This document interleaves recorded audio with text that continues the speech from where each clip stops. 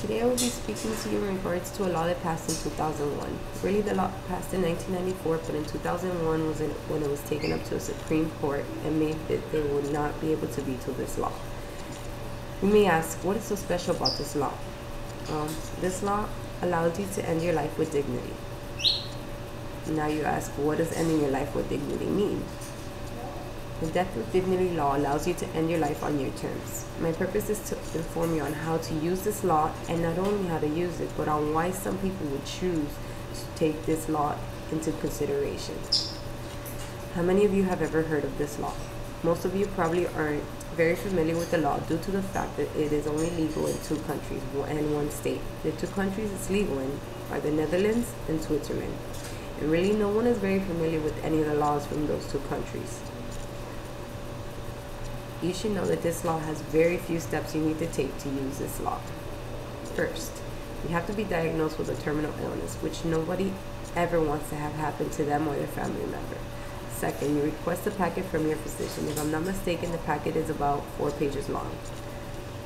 Thirdly, you fill out the packet, which is not very long because really from the 4 pages, there's only 1 page in the back that needs to get filled out, which is I think around 10 questions long. Fourth and lastly, you have to wait 2 weeks for your approval to come through. If they do approve you, then a nurse comes to your house and prepares the medicine for you to drink. Before you drink the medicine though, they do ask you a few last questions. First, they want to make sure that you're coherent. So they ask you if anyone is forcing you or if you explicitly understand that you are making the decision to end your life. Secondly, they ask you if you understand what the medicine will do to you.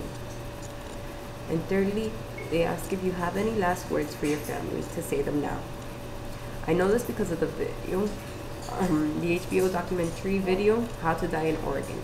It is very explicit and not for the faint of heart. After they give you the drink and explain to your family that you will fall asleep shortly and pass on peacefully. In my opinion, this is a merciful way to help someone who is in pain and has come to the acceptance that their life is at its end. I have been unfortunate to have 2 family members who were injured horribly. One passed away after about a month of them doing everything possible to help him with no result, while the other is permanently in a wheelchair and handicapped. She can't use her extremities. I mean, she's almost even, she can't speak, she can't move her legs, arms, or anything like that. And this happened to her after a tragic accident that she was in. She was in this accident about 4 years ago. She was in a coma for over a year. Now, she had a lot of brain damage and they had to operate and do a lot of stuff to her. Well, when she finally came through and recently she has been asking questions and remembering, getting her memory back about her accident and how her life was before. So recently she's asked my brother, because she is my sister-in-law, she's my brother's wife and the mother of their 4 beautiful girls.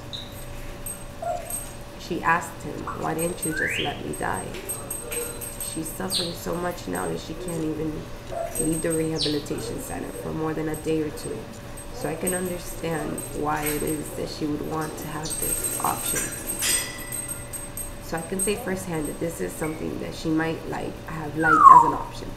This law is not prejudice of age, for my sister-in-law is younger than I am. She's 29 years of age. So I ask, if you had a loved one and they have excuse me, and they have had enough, or had rather, and they have had enough pain and suffering, would you rather be selfish and try to keep them around for as long as you can, or would you like to give them the option to know when is it that they can't take no more? And this law is very, it's so unique in its own way because there's so many different diseases that it can be used for. Another personal experience is my mother, who was diagnosed about 2 years ago with Alzheimer's. She comes through every now and then and she asks me certain questions like, what year is it, what's been going on, how are the kids and everything, and then at the end she asks me, am I dying? That's one of the hardest things that I've had to deal with. She also asked, why can't it just all go away? So I have a lot of interest in this law due to all the unfortunate events that have happened to me in my personal life recently. Unlike most people who have been fortunate to not have certain events happen to them, they would like to look at this law and consider it murder, while I see it as mercy. So now ask yourself, if you were in this situation, what would you do?